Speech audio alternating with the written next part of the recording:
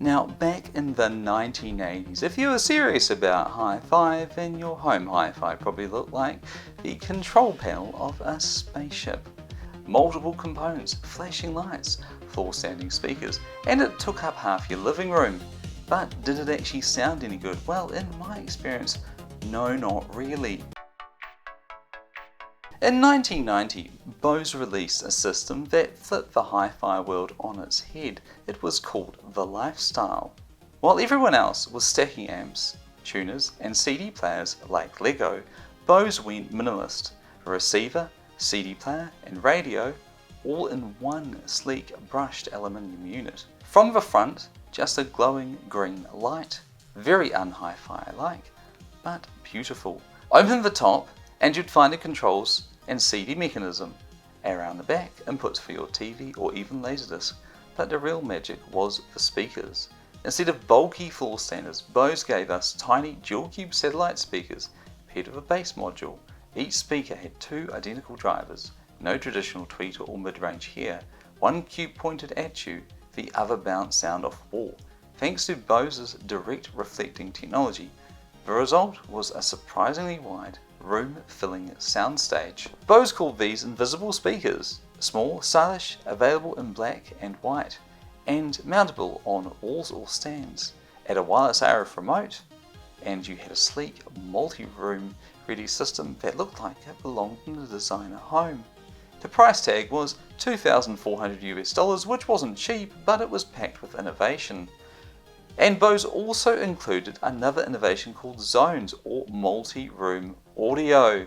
So you could play a CD in one room and listen to a radio in another. This was achieved by two powered loudspeakers.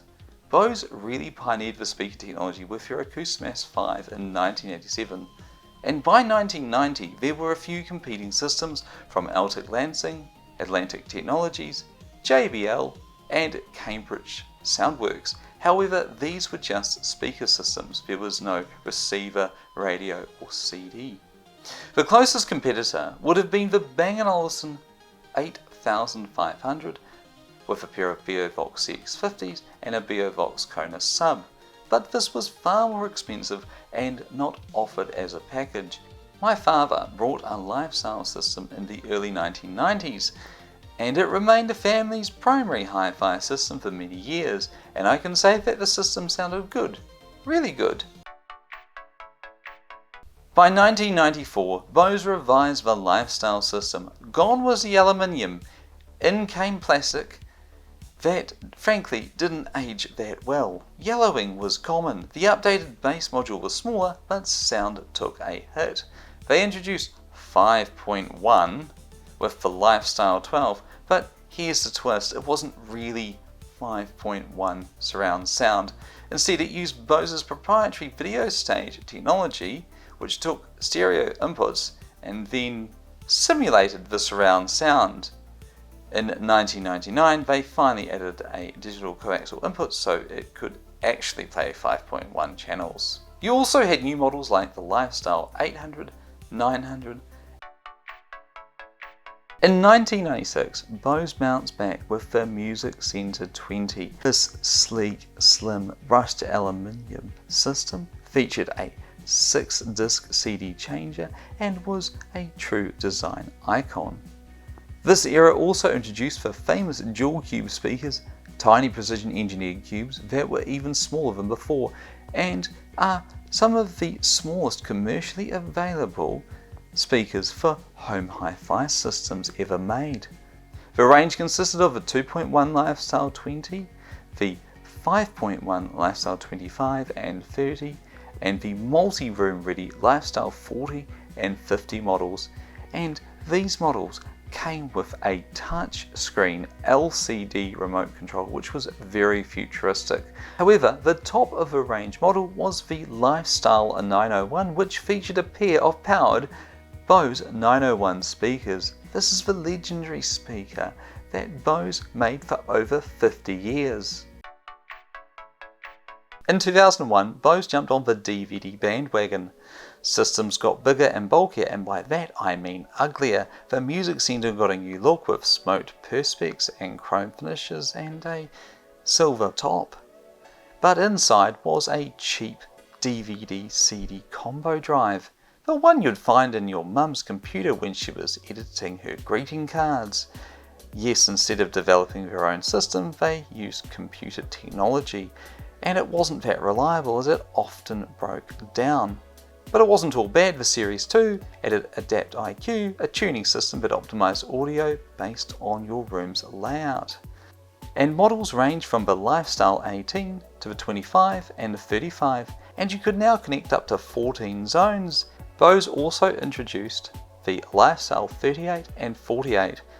These systems came with built-in hard drives and a feature called New Music, a smart algorithm that learned your musical preferences over time.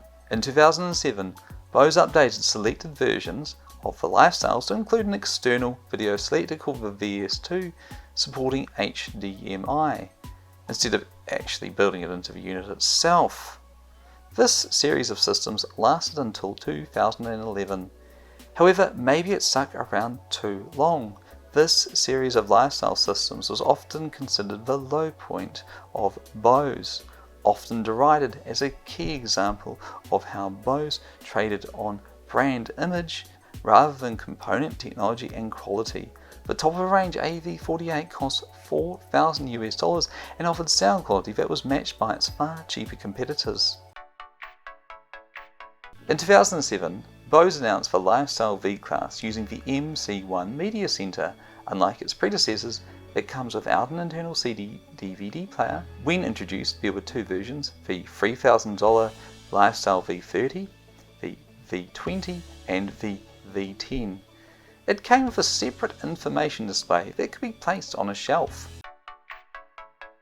Bose returned to form in 2010 with its next generation of lifestyle systems. These continued the ethos of the V30 by not having an internal drive, being more of a media center.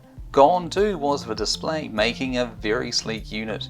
Early models were silver, and later this was changed to charcoal. Around back there were multiple HDMI inputs to connect devices, and there was a competent on-screen menu which made setup a breeze. Despite being 15 years old, it is easy to use and intuitive. Sound quality was much improved. The top-of-the-range Lifestyle 535 had new speakers that had the direct reflect speakers in a slim case. Bose did their best to confuse consumers with a model range consisting of the Lifestyle T10, T20, V25 and the V35, and the Lifestyle 510, 520, 525 and 535. Those are all 5.1 systems, but Bose also launched the Lifestyle 135, which brought in a soundbar and bass module combo, foreshadowing the living room setups of today, and the 235 brought back a 2.1 setup. Streaming also became a focus. SoundLink replaced iPod docks. I myself have a Lifestyle 535 and I use it for movies. The sound quality is rich and clear, with satisfying bass. The craziest product from the series was the Bose Video Wave. It used a lifestyle control center with a television which had Bose Wave speaker technology inside. It is perhaps one of the few modern flat screens with decent sound quality.